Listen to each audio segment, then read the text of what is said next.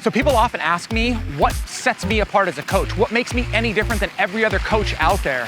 And what makes me different is I'm using the same things that have happened to me in my life to help them walk through the same things that happened to them in theirs. You want authenticity? This is authenticity.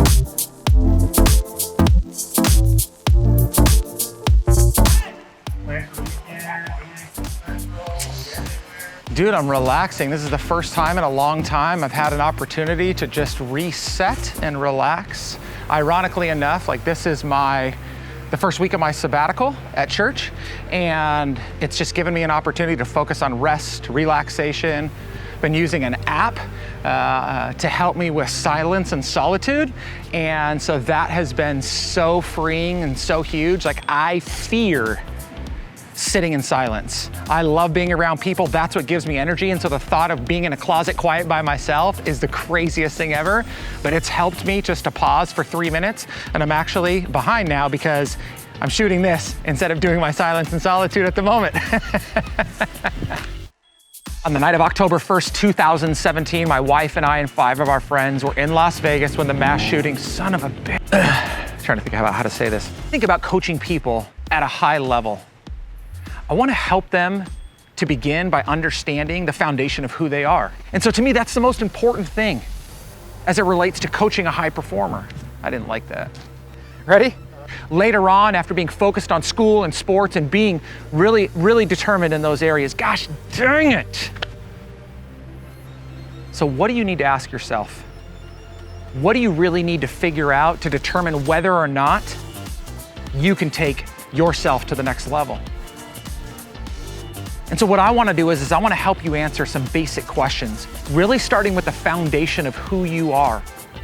We do this in organizations all the time. What is your mission? What is your vision? What are your values? But when have you done that for yourself?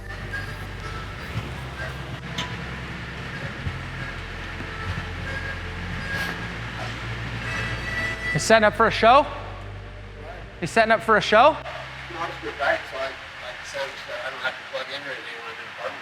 That's pretty dope, dude.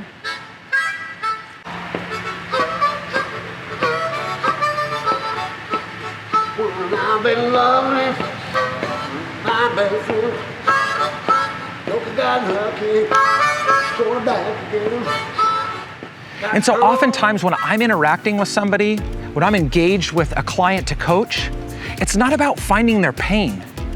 It's about looking for opportunities for them to grow.